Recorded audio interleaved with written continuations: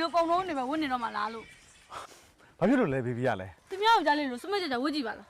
ဟောဒါလားမြန်မာဆိုတာမြန်မာလုံကြီးလေးနဲ့ပဲကြည့်လို့ကောင်းပါလေကွာဒီစက်မောင်ဟိုကနေအဝေးကနေနှမ်းကြည့်တာလေဖင်လုံးပြီးကန်းနေတာမရှက်ဘူးလား အဲ့ဒါတက်တော့ဆော့နေရလေအဲ့လိုဖင်လို့ဝိကမအောင်မြင်တာ အတုမယုံတင်တာလေအတုမယုံစားမှာနဲ့ကွာအောင်မြင်မှုအတွက်ကိုယ့်ရဲ့အရေးချင်းချက်ပြရရတယ်ကွာ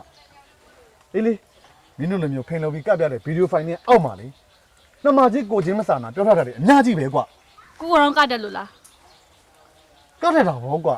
မင်းတို့လိုဖင်လုံးပြီးတော့မကတ်တတ်တယ်မယ်ကိုကတ်တဲ့အကောက်ကိုတော့ပြည့်သက်တွေတိုက်တယ်ကွာကဲဒါဆိုကြည့်ကိုကတ်ကြမယ်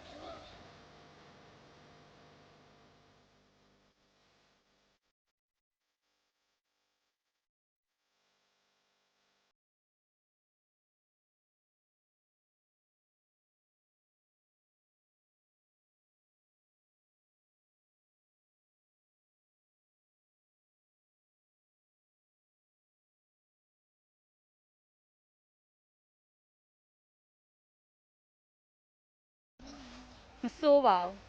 ဒီခေတ်ကဖင်လို့မအောင်မြင်တာလေကိုကိုရဲ့ကရဒိတ်အောင်လေ အဲ့လိုတော့မပြောပါနဲ့ဖေဖေကိုတို့မြန်မာတွေဆိုတာ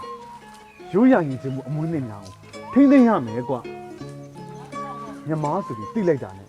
စိတ်တဲ့တမိုင်းနဲ့အနုပညာရဲ့ရဝန်းတစ်ခုကိုပြသတဲ့အနုပညာတစ်ခုပါကွာဝတ်စားစိတ်မှုဒီဝိုင်းတန်ရဲ့ချွတ်တာမှုပေါင်းဆက်လိုက်တဲ့အခါမြန်မာရိုးရာရင်ချင်းမှုကိုပို့ပြီးတံမိုးထားရမယ်ကွာပြောင်းလဲတိုးတက်လာတဲ့ခေတ်ကြီးမှာမြမရိုးရရဲ့အကလှတွေရတယ်မြမအမွေတွေဖြစ်လာတာဘောကွာ